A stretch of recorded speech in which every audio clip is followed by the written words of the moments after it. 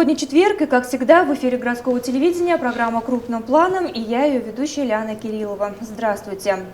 На сегодняшний день происходит очень много изменений в жилищном законодательстве. Буквально не каждый месяц правительство издает новые нормативно-правовые акты. И, конечно, нам с вами, рядовым гражданам, очень сложно уследить за всеми изменениями. Поэтому сегодня в нашу студию мы решили пригласить депутата Совета городского округа, председателя комиссии по промышленности, строительству, ЖКХ, транспорту, торговле и иным видам услугам населению Тахира Талибовича Муладжанова. Здравствуйте, Тахир Талибович. Здравствуйте, Лиана. Вы можете позвонить нам по телефонам студии 5 14 94 и 5 14 95 и задать свои вопросы по теме сегодняшнего эфира. Это последние изменения жилищного законодательства. Хочу сказать сразу, что сегодня в студию мы сможем принять только ограниченное количество вопросов в связи с тем, что очень много важной информации, которую нужно обязательно озвучить. Все те вопросы, которые мы сегодня не успеем затронуть, попадут на круглый стол, который состоится на следующей неделе, 14 апреля, и будет посвящен вопросам ЖКХ. Все эти вопросы службам соответствующим мы обязательно передадим.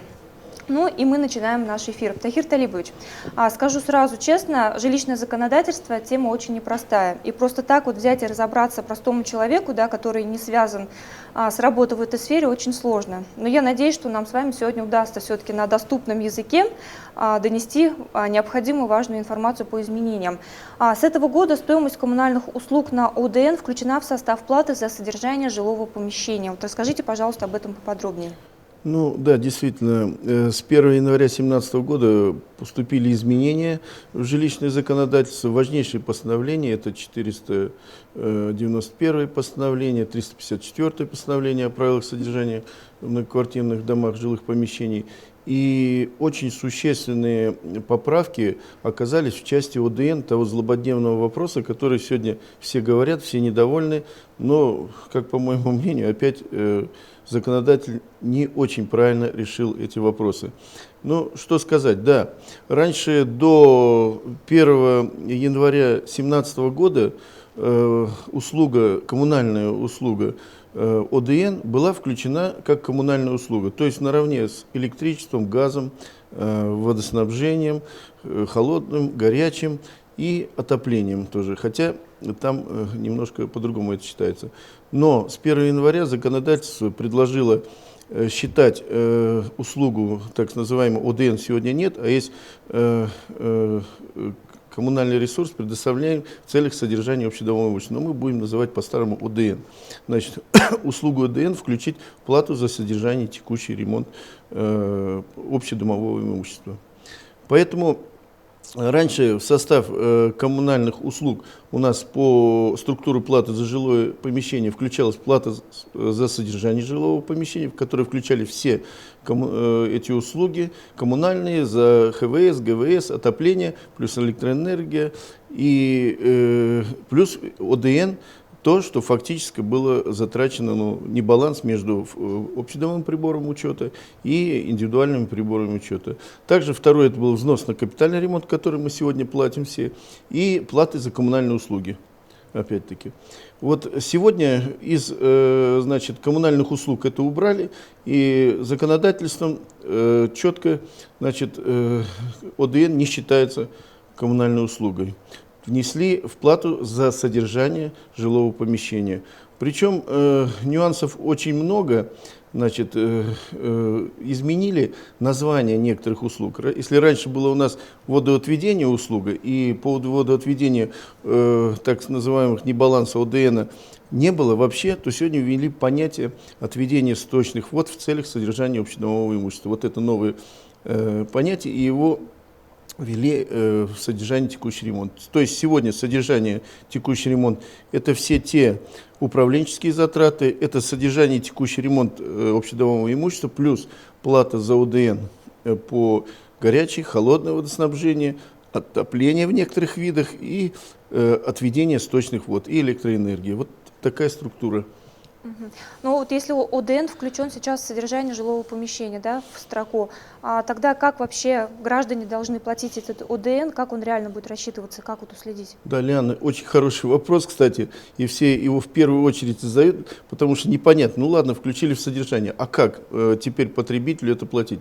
Причем законодательство, в общем, разделило на несколько этапов переходный период включения этой платы. С 1 января 2017 года мы оплачиваем по тем старым нормативам на ОДН, которые были, причем норматива на водоотведение или отведение источников до сих пор не было. И до 1 июля 2017 года субъекты Российской Федерации должны были принять так называемые тарифы на ОДН, на которые можно было включать, тарифы на нормативы ОДН, которые можно было включать в плату за содержание. То есть с 1 января императивно, без проведения общих собраний собственников и собраний ТСЖ, членов ЖСК, можно, и реально это, наверное, и сделали управляющие компании, ввели вот этот ОДН в составе не более норматива, существующего до 2017 года, до 1 января. И в квитанциях, наверное, в некоторых это отражено.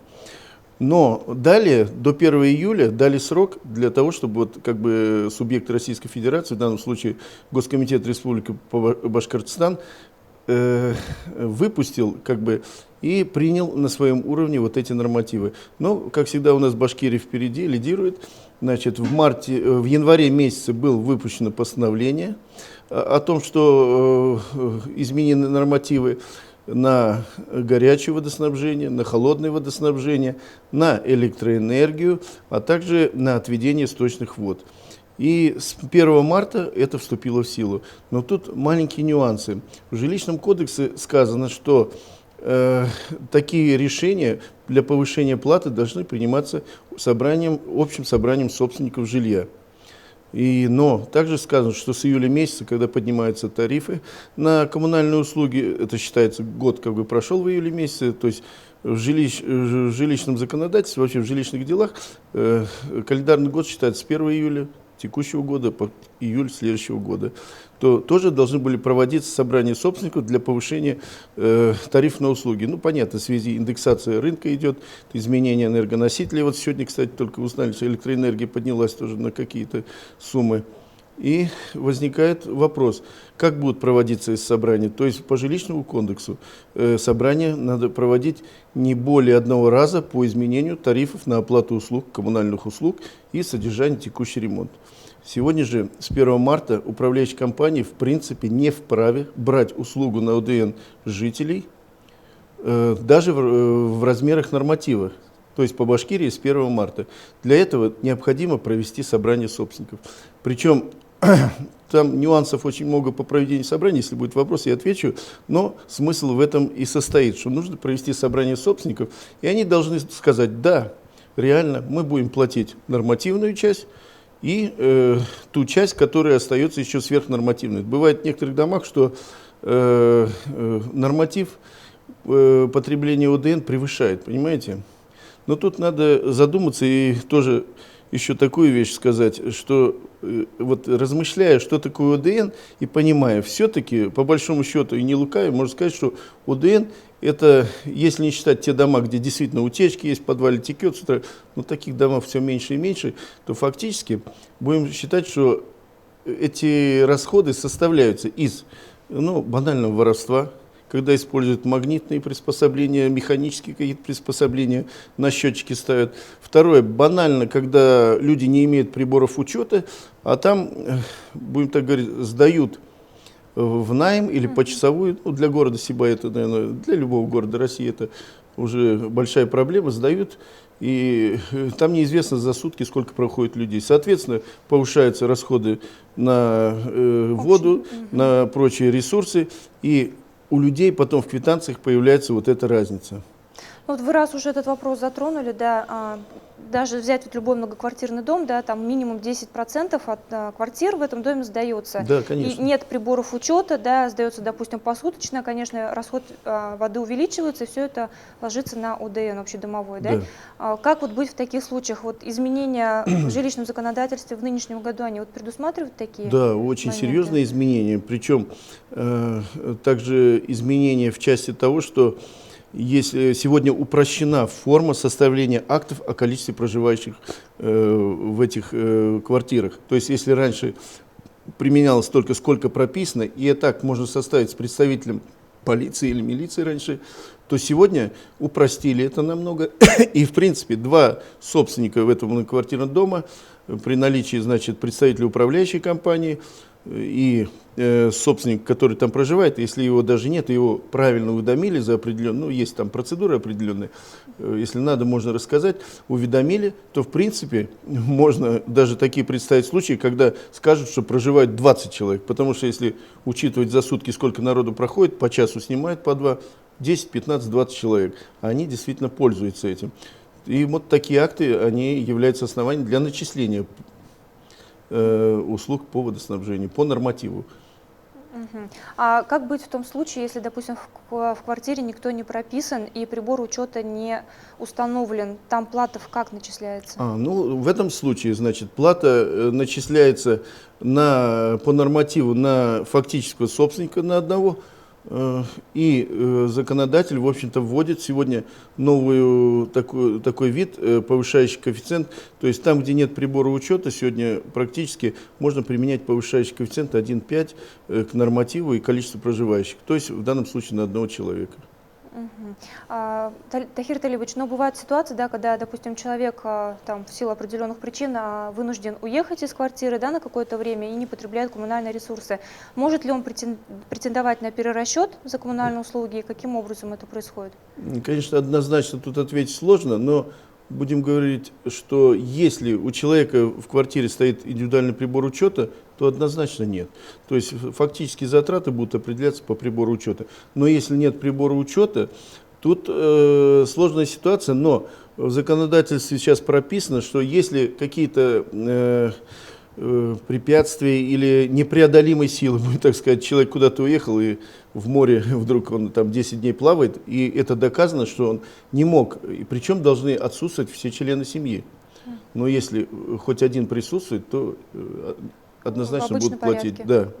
То есть ужесточили. Почему ужесточили? Потому что все-таки мы сегодня, век уже 21, будем говорить, и задача основная – наладить учет. Основная проблема ОДН, если честно сказать, это проблема того, что у нас нет учета и автоматизации вообще систем водоснабжения. Ну, в теплоснабжении уже есть, и то частично. Причем, если бы одновременно люди передавали показания в один день по приборам своим индивидуальным, и в этот же день ресурсоснабжающая или управляющая компания снимала показания, то мы бы реально увидели вот эту разницу ОДН. Сегодня очень сложно это определить без автоматизации. Поэтому есть такое интересное выражение Ленина: социализм — это есть советская власть плюс электрификация. То сегодня капитализм, я считаю, что здесь автоматизация плюс власть, решение, сила власти, воля власти должна в этом направлении, в законодательном. Я думаю, только решение в этом направлении можно решить вообще с ОДН. Ну вот что касается автоматизации, то есть насколько на сегодняшний день это реально для нашего города, можем ли мы вообще об этом мечтать в ближайшем будущем? Ну, на уровне, значит, индивидуальных предпринимателей, юридических лиц сегодня предпринимаются, значит, попытки. У нас есть основные направления развития энергосбережения, письмо президента до 2020 года, и там четко прописано о том, что необходимо автоматизация. Мне кажется, в последующие годы, может, в этом году, в следующем, все равно будет принято решение, это единственный, об автоматизации, потому что это единственный путь к тому, чтобы покончить вот с этими невязками. Но по нашему предприятию, вот я работаю в МУП, конкретно мы приняли инвестиционную программу, в которой занялись как раз вот этими проблемами. Причем на сегодняшний день по автоматизации можно понимать, это передача данных и получение электронных каких-то приборов. мы предполагаем закупить так называемую систему «Стриж», которая рассчитана практически на 2 миллионов абонентов в городе, можно рассчитать, и потихоньку, поэтапно устанавливать прибор учета. Сегодня за счет инвестиционной программы, за счет средств предприятия, то есть, понятно, за счет какого-то повышения тарифа, но если у людей есть желание, можно и за счет них, конечно, хотя это вряд ли. Вот такие вот проводятся нами мероприятия, по крайней мере. Ну, будем ждать улучшений. Конечно. Тахир Талибович, вопрос от Валентины Ивановны Кирьяновой поступил. Проживает Горняков, 36. В нашем доме производился капитальный ремонт региональным оператором по замене систем горячего и холодного водоснабжения. Но на циркуляционном трубопроводе нет прибора учета. Можно ли это сделать за счет регионального оператора? Валентина Ивановна, кстати, лично знаю. Валентина Ивановна, очень хороший вопрос. И буквально на днях, как так удивительно вы задали, мы решили этот вопрос с заместителем генерального директора регоператора, где он дал разрешение на установку прибора дополнительного. И там на этом доме как раз-таки есть суммы для того, чтобы это сделать. Я думаю, этот вопрос решается положительно. Решится буквально на неделе. Мы уже в нашей с вами беседе затрагивали про общее собрание собственников жилья. Понятно, что они проводятся для того, чтобы принять то или иное решение, да, но я знаю, что с этого года также произошли изменения в требованиях по проведению таких собраний, по ведению протокола. Вот расскажите, пожалуйста, об этом подробнее. Будем так говорить, что сегодня действительно столько новшеств в проведении процедуры, проведении собраний. Это 354-е постановление правительства. Например, такие нововведения раньше требовалось для того, чтобы для проведения собраний, притом были 3 формы собрания: очные, заочные и очно-заочные. Сегодня они остались, эти формы.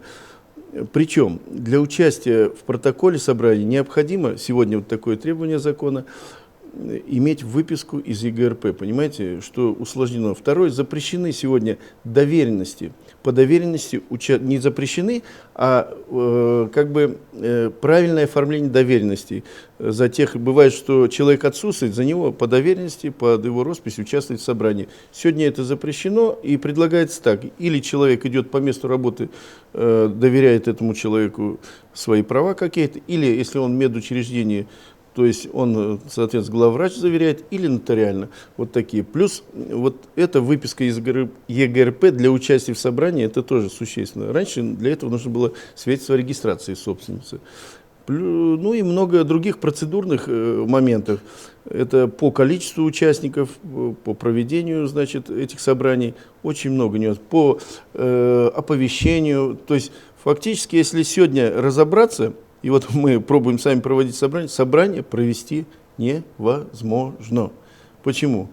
Очень много требований, и столько надо соблюсти, что управляющая компания, если, например, ладно, там 1 дом, это реально, 10 домов, как у нас, это реально, но если, извините, 200-300 домов, то вот в случае с УДН за 3 дня или за неделю практически нельзя. И тут, конечно, будут вызывать сомнения. Надо смотреть еще, какие придут квитанции на уплату в апреле месяце за март. И надо смотреть, если будут вопросы, я предлагаю телезрителям обратиться, мы будем разбираться с этим вопросом по процедуре и по проведению этих собраний, легитимно ли это решение. Хотя, опять, проблема ОДН – это не проблема управляющей компании, это проблема людей. И, понимаете, опять бросили законодательство, как бы опять с больной головы на здоровую, ну, повесило все эти затраты на управляющие компании. Я считаю, что это не совсем правильно. Это мое личное мнение. Очень часто, да, для того, чтобы вот проверять, так скажем, как установлены, да, счетчики те или иные, как вы уже говорили, там где-то воровство, да, где-то какие-то магниты установлены, осуществляется поквартирный обход. Вот разъясните, пожалуйста, потому что не все хотят пускать сотрудников определенных служб к себе в квартиру. Насколько правомерны такие обходы, как часто они могут проводиться? Правомерно, обходы правомерно, но если у потребителя, в данном случае потребителя и исполнителя коммунальных услуг, управляющей компании или ресурсоснабжающая, есть какие-то непонятки, то есть в том, что представитель, собственник не пускает в свое помещение, то в законе четко определено: срок посещения помещения не реже 1 раза в 3 месяца.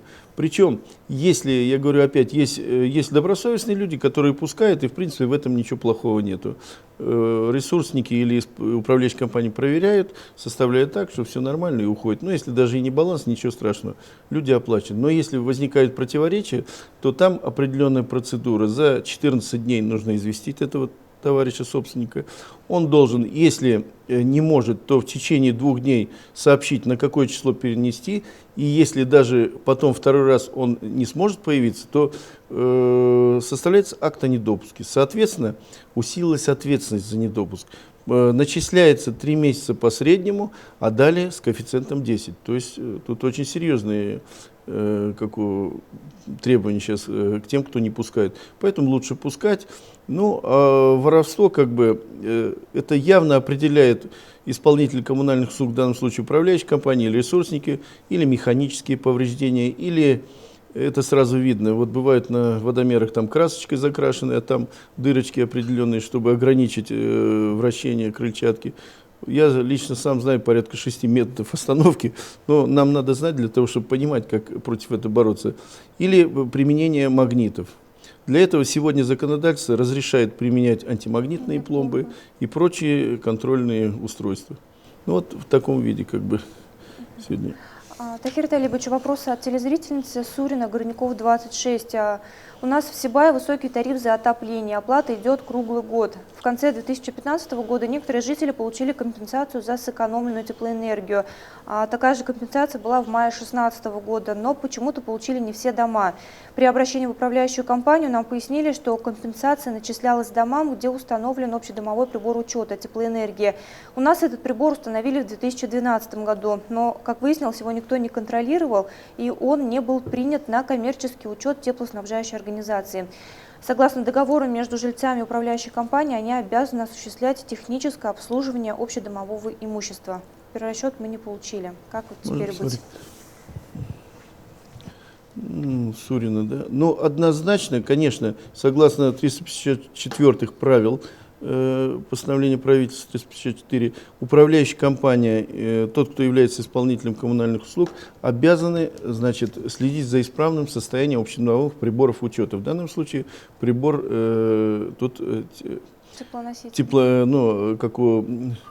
теплоэнергии, установлен прибор по теплоэнергии. Да. Но действительно такие случаи, если случаются, я думаю, вправе жители обратиться в инспекцию государственного жилищного надзора. И в данном случае очень серьезные меры они применяют к управляющей компании за невыполнение лицензионных требований в части управления жилым домом.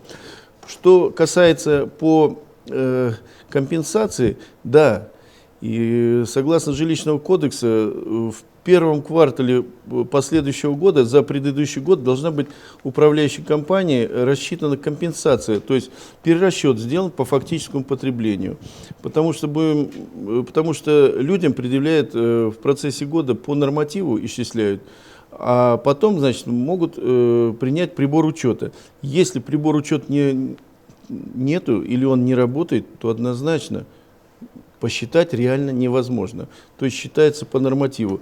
Поэтому немножко время убежало, но 3 года срок, в принципе, вы можете обратиться в суд и обратиться с иском о том, чтобы восстановилась справедливость. Я думаю, здесь можно что-то решить. Спасибо за ответ. Тахир Талибович, ну, мы уже говорим про управляющие компании, да, но это только одна из форм управления. Да. Какие у нас в городе еще существуют формы? Ну, в городе, вообще в жилищном кодексе несколько форм управления. Это непосредственно управление домами в тех домах, в которых проживает до 30 собственников. Потом форма управляющей компании и форма товарищества собственников недвижимости или собственников жилья, ТСЖ. В городе я знаю как минимум 3 ТСЖ. Это ТСЖ Горького 56, которые сейчас в очень тяжелом положении, как там не получается вот у них с работы. Потом газовик ТСЖ есть, это, знаете, 2 дома за бывшей гостиницей Сибай. И индустриальный 12/1 дом. Вот только вчера с ними разговаривали, они очень довольны, что перешли на новую форму, то есть самоуправления. У них все получается, все нормально. И плюс к этому есть 1 или 2 дома, которые есть нереализованные формы управления. Это по Пионерской 17, кажется, дом, и Горняков 6/4. Помните, это общежитие, бывшее Трестовское, в котором очень сложно, оно в тяжелейшем состоянии, конечно. Вот такие формы имеются в городе. Но у нас тут уже осталось совсем немного времени. Может быть, мы вкратце сможем разъяснить все-таки, в чем заключаются такие формы управления. Вот, допустим, ТСЖ, это, получается, они сами управляют уже своим домом. ТСЖ, да, вот в ТСЖ сложноватая форма, но в принципе, да, собственники жилья проводят собрания и становятся членами ТСЖ. Причем не обязательно все члены ТСЖ могут быть собственниками. То есть часть собственников не хочет вступать, например. Хотя, если это решение принято 2/3 голосов, то оно считается легитимно по закону. И вот эти 2/3 людей вступают в члены ЖСК, ТСЖ, и, соответственно, выбирается правление, которое занимается всеми текущими работами. Это юридическое лицо, которое имеет свой расчетный счет, которое заключает договоры ресурсоснабжения с теплоснабжающими, значит, водоснабжающей организацией и энергоснабжающей организацией. Собственность управляющей компании, в данном случае люди по своему выбору смотрят. В городе есть выбор, кстати. Сегодня 4 управляющие компании. Это вот компания МУП-Сибай-Водоканал, управляющая компания ИРКЦ, УК ЖК и, я точно не знаю, Заурали называется, Заурали, кажется, Зайдуллин Роман Ринатович тоже. Причем несколько компаний, и выбор есть, и сегодня у людей есть право выбора. Когда есть выбор, это прекрасно. Там, где с ними разговаривают, где нормально относятся. Хотя, будем так говорить, услуги сегодня, я не думаю, что кто-то оказывает хуже, кто-то лучше, чем, ну, в принципе, все нормально оказывают услуги. И сегодня, если что-то людям не нравится, пожалуйста, вы можете собрать собрание, провести и выбрать новую управляющую компанию. И посмотреть, и, в принципе, тут здоровая конкуренция, пускай компании борются за тарифы, а население смотрит, кто даст дешевле. И делают уже свое предпочтение. И делает свои выводы, да. Ну и как раз вы говорите, там кто-то может быть недоволен чем-то, да. В 2014 году был принят закон об общественном контроле, который подразумевает, что люди сами могут создавать там определенные комиссии, да, и наблюдать за деятельностью органов государственной власти, местного самоуправления и так далее. Сейчас вот тоже претерпел какие-то изменения. Вот у нас в городе вообще такая практика есть или нет? Ну, практики я еще не знаю, но 29 декабря вышел закон, я вот честно скажу, 486 или 400, не помню, вот какой-то номер. Суть. Да. Суть в том, что об общественном контроле. И там, кстати, или изменения к старому 200, не помню какой закон, 202, что ли, федеральному закону, о том, что сегодня, да, права предоставляются. Например, сегодня любой житель, будем так говорить, с любого дома может написать заявление и обратиться в жилищную инспекцию, чтобы его включили в состав комиссии по проверке какого-то, ну, его предложения. Ну, будем так говорить, с Пермского края напишет человек, что в таком-то доме в Сибае, и, в принципе, обязаны его будет включить. Это очень хорошо, то есть есть право посмотреть, а как решается этот вопрос, который они задали. Потому что бывает часто, что как-то решается, а людям в конечном этапе только докладывают. Перед фактом ставят. Перед фактом ставят, да. Тахир Витальевич, ну, большое спасибо за беседу. К сожалению, наше время уже подошло к концу. У вас есть что еще сказать? Да нет, я просто хочу сказать, что сегодня очень сложно работать в этих условиях, когда меняется законодательство. Очень тяжело управляющей компании, ресурсникам, а жителям вдвойне тяжело, потому что вот эта юридическая грамотность, она очень сложно изучать сегодня. Сегодня специалисты практически теряются сами в ответах. Поэтому просьба, есть у нас в Совете, значит, вот комитет по ЖКХ, это можете обращаться, мы будем помогать тоже. Надо пользоваться более своими правами, изучать все и требовать. Не оставаться в стороне, да. А все-таки проявлять какую-то гражданскую Основная активность. Проблема – это пассивность и инфантилизм основной части населения. Дай бог, общими усилиями мы это победим. Конечно, спасибо. Вот, большое спасибо за беседу. Хочу сказать, что все те вопросы, которые мы не успели озвучить сегодня в нашем эфире, мы обязательно Тахиру Талибовичу передадим, и они прозвучат на круглом столе, который состоится 14 апреля. На сегодня все, и до встречи в следующий четверг. Всего доброго.